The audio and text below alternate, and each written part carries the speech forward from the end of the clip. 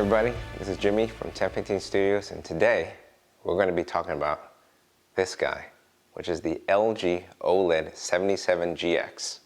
So before I go into and just give you our impressions of the TV, I just want to ask if you don't mind, subscribe to the channel if you like this content or if you want to see more, and leave a comment below if you have anything you want to say, and adding to the community.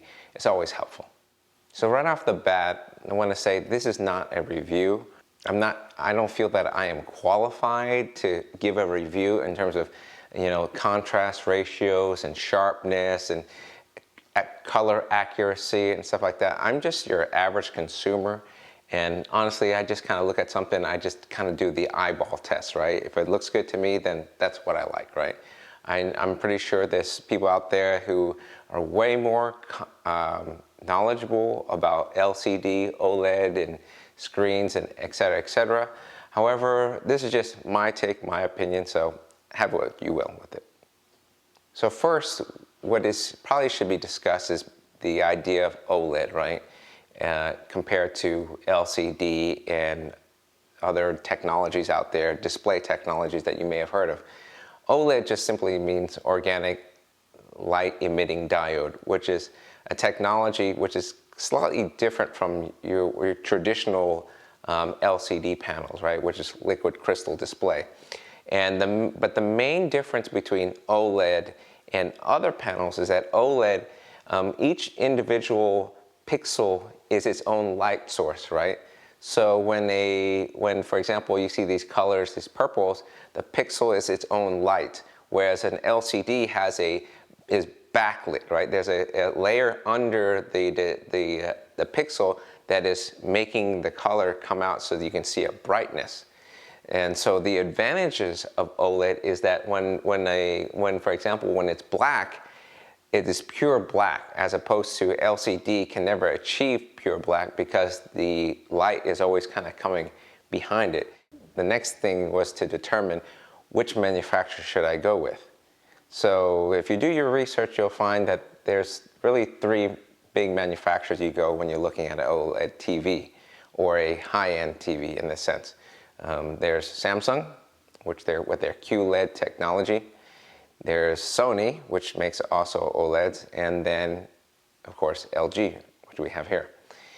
And I knew I kind of didn't want QLED because of Samsung. That's an LCD technology, and I wanted the next technology that was a little bit more advanced. Not to say that QLED isn't advanced, but it's still LCD, and I wanted OLED. So the choices were then between Sony and LG. Once I did a little bit more research, though, I found that Sony actually uses LG panels in their TVs.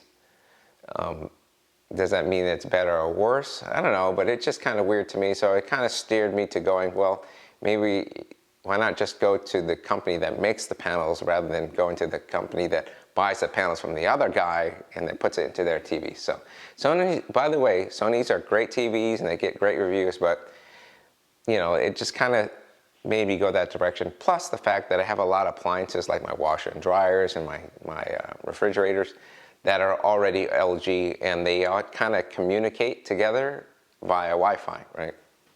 Once I determined that I wanted an OLED and then that OLED was going to be made by LG, the next step was to find which model would I want, right? So our living space is a fairly large living space, so I wanted to get the largest screen possible without breaking the bank in a sense, right?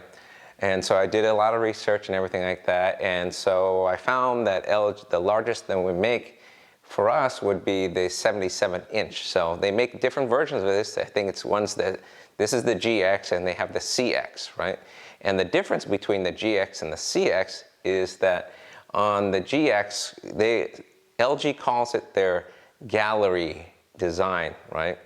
And all that means is that not only is the screen thin, but between the screen and the wall, it actually sits flush, right? So there is no space between the TV and the wall. And this is accomplished by LG's, they use a bracket, and it sits in the middle rear of the TV. It's about, sits about right here, right? And it's about this big. And so basically, it's once you mount it to your wall, when you press into it, it will recess into the back of the TV, which allows it to have the flush effect to the wall. And hence why they're calling it gallery, because it's emulating a picture frame or something that was sitting in an art gallery. Being that this is one of LG's signature TVs, it has all the bells and whistles that you can probably think of as the 4K, HDR, Dolby Atmos, all the smart features that you can never want, like voice assistant, and even has some programs and things that it can learn your behaviors and things in terms of your surroundings, in terms of sound and visually as well. And it'll adapt to your preferences or the things that you watch. However, for me, outside of all those things, the biggest thing that I really liked about this was the AirPlay 2, right? And obviously, being an Apple guy, this is a huge thing. So on most TVs, you have AirPlay 1, which allows you to basically stream audio, which is nice because you're just listening to music and sounds, etc. But AirPlay 2 has the capability of actually streaming video that's on your iOS device, whether it be iPad or iPhone, and to put it directly to your TV. To me, that's very powerful because now you no longer have to take your videos, if you're doing the family videos or anything like that, you have to put it on a streaming service or something that streams on a website like YouTube or Vimeo. You can just have it on your phone and show it to everybody if you want to onto the TV. The other place this works well is if you were having a streaming service that is not integrated into the LG platform yet. Currently, LG has everything except HBO Max, right? So I have HBO Max, so in order to watch things like the new movies that are out now, like Mortal Kombat and Godzilla and all the movies that are slated to come out in the year of 2021, I have to use the phone and then I either cast it or AirPlay it to the TV, and that's how you would do it. And so to me, AirPlay, that's a very powerful feature that I feel like for those of you who are iOS users, it would make something this very useful to you. I wanted a setup that was clean, no wires or anything that looked like out of place or can get snagged, especially when I have like 2 kids and it's just easy just to cause problems. So I wanted clean, simple, but also I want something that was nice, obviously, right? So this is what we have here. On top we have the LG. Below, I wanted something no wires, right? Or very minimal. And you may have seen my previous video, but that's the Sonos Arc right here, Sound Bar, which is Dolby Atmos compatible. This is on the back, we have the LG Hue lights, which kind of give it accent lights. And if you ever want to go farther, you can connect it to HDMI and it can actually reproduce lights that are coming from the screen to kind of give it even more an ambience effect. And down below, we have this TV mount, or they call it desk or cabinet, whatever, from IKEA.